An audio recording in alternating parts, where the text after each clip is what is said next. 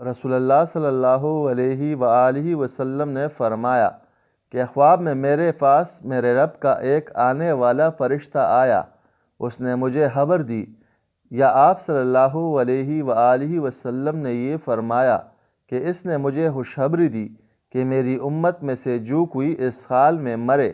کہ اللہ تعالیٰ کے ساتھ اس نے کوئی شریک نہ ٹھہرایا تو وہ جنت میں جائے گا۔ اس پر میں نے پوچھا اگرچہ اس نے زنا کیا ہو، اگرچہ اس نے چوری کی ہو، تو رسول اللہ صلی اللہ علیہ وآلہ وسلم نے فرمایا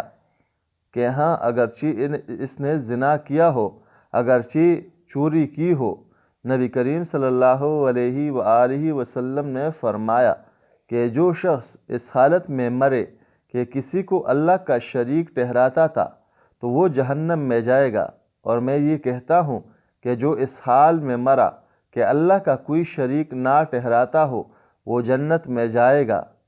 ہمیں نبی کریم صلی اللہ علیہ وآلہ وسلم نے 7 کاموں کا حکم دیا اور 7 کاموں سے روکا۔ ہمیں آپ صلی اللہ علیہ وآلہ وسلم نے حکم دیا تھا جنازہ کے ساتھ چلنے، مریض کی مزاج پرسی، دعوت قبول کرنے، مظلوم کی مدد کرنے کا، قسم پوری کرنے کا، سلام کا جواب دینے کا، چین پر یرحمک اللہ کہنے کا، اور آپ صلی اللہ علیہ وآلہ وسلم نے ہمیں منع کیا تھا چاندی کے برتن استعمال میں لانے سے،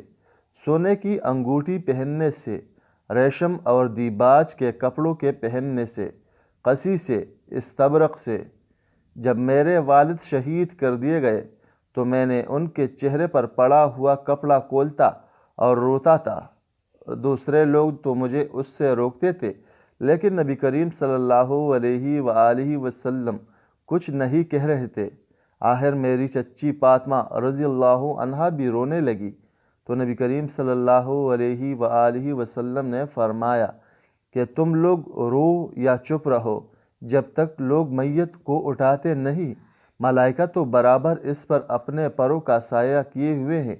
اس روایت کے مطابق شعبہ کے ساتھ ابن جریج نے کی، انہیں ابن منقدر نے خبر دی اور انہوں نے جابر رضی اللہ عنہ سے سنا۔